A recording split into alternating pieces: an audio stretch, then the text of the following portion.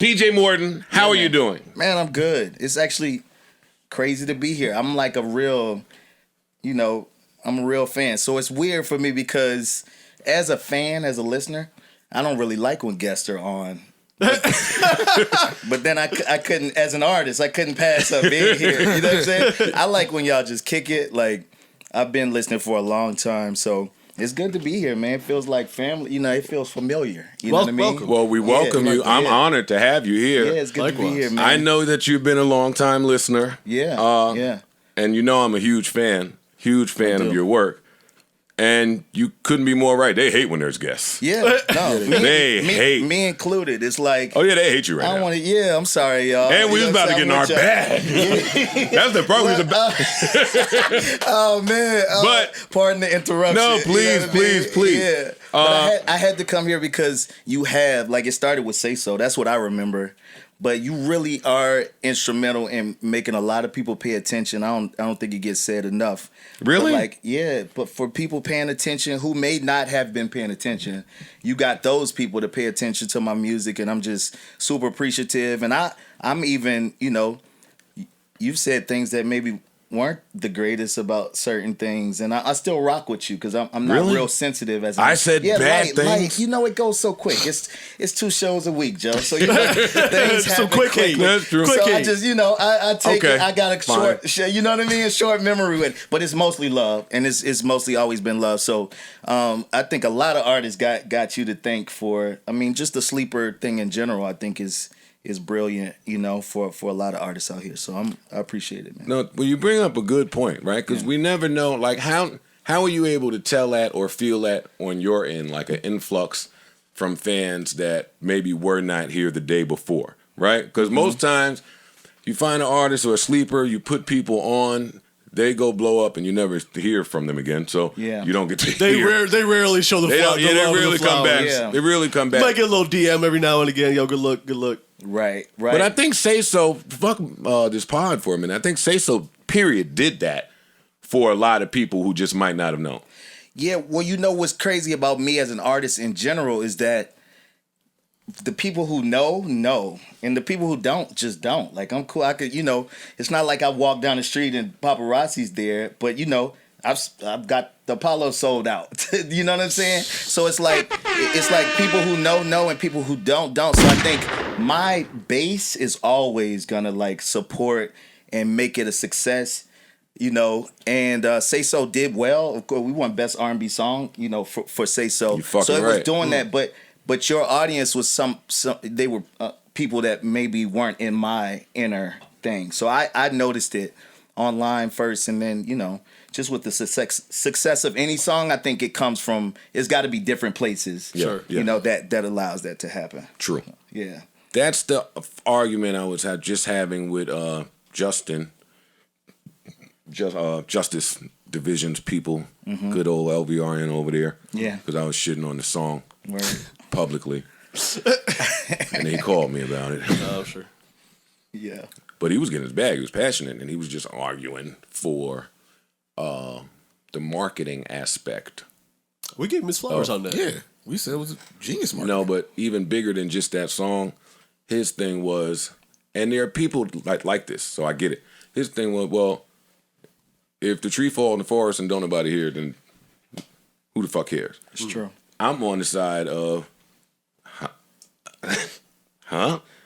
Some people are for the art. Yeah. And just the art. Some people are not in attention fight, like an attention battle. I don't think Rhapsody loses sleep. Yeah. I don't think Cleo Soul was the example I used. I said Cleo Soul just put out the dope music and go away. She don't look to be seen, heard from. She ain't trying to talk to you. She ain't looking for an interview. And organically, shit grows. And I'm like, yeah, but then what do you... No, I think there's people that do that and people that do that. Facts. You just spoke to what I'm talking about. Yeah. Being okay with my base, my core, and what my art brings back. It took me a while to get there, though. I mean, like any other artist, I was kind of forced into it, because I went to every major label in the beginning, and nobody really got me. So I was indie before indie was cool. What era was this? It wasn't trendy, huh? What era? So like 05, you know, 04, I was going to every label and nobody got it. So I just started to go little by little. And my live show really was the sell. I couldn't afford radio. You know what I'm saying? So when the label started to come, I wasn't interested anymore. I'm like, all right, y'all weren't there when I needed you. But also it showed me that there was more than one way. You know, there was more than one way. I could really find my people. And there weren't really a lot of black artists at that time. Like I had to study like Dave Matthews and like these white rock bands who were okay with having their own fan base and building that. And so now that indie's trendy and stuff, it started to make things, you know, look like I kind of had things figured out or like I was a genius in that way. But I really was just putting one foot in front of the other. I wanted that. So then you got to grow into that comfort because when these artists come to me and want me to produce and stuff, or like at one time, I don't want to sign artists anymore. But like when I was into that and telling them, you know, it could take 10 years to like that. You can't really hear that. You can't really like 10 years. What do you mean? Like, you know, but that's really a real thing if you want a real thing because it takes time to build trust, you know, and you know what I mean? And then so people trust me. My base trusts me when I put out a record because it's quality, you know, and they know it's going to be that. And so the major aspect of it, like, you know, and this is, you know, sometimes I'm not real, you know, like you said, you know, flexing, but these are facts, right? But I just won 4 Grammys in a row, you know, 4 consecutive Let's years. give 4 gunshots. but one for each Grammy. Yeah, let's go. That was kind of me like infiltrating the major. Like I wasn't quite playing that game, and that kind of happened. And so now some of the major and for the mistake indie, Grammys. I wasn't even trying to win on the humbug. Now I'm not saying it like that, but you know what I mean. Like now, because your bass speaks for you. Won them.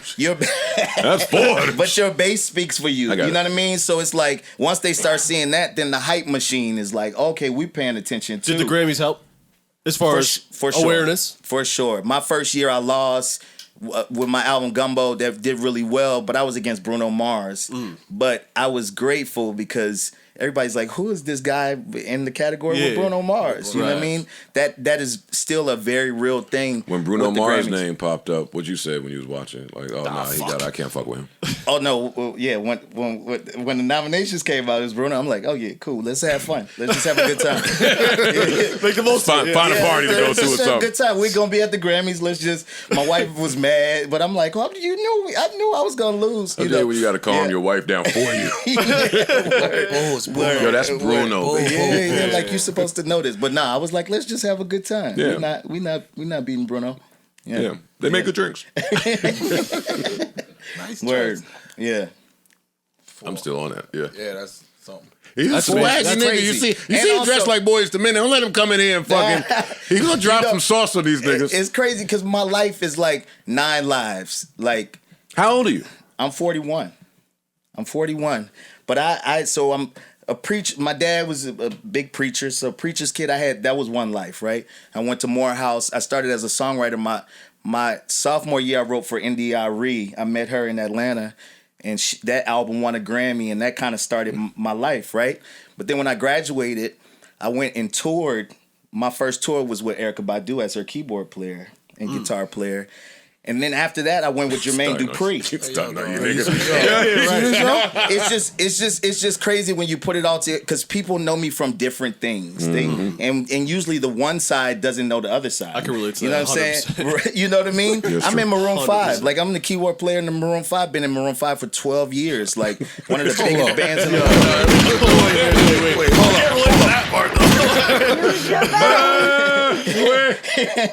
Wait. It's a little different. Look. It's a little different. Come on. Just drop that one in there like that. Yeah. Come on, what we doing, man? You wasn't on this. Nah, that's the first album. All right. 12 years. So I started. Oh yeah, they've when been it around got for a super, while. super pop. So like right before moves like Jagger and stuff is when. But you know, Wait.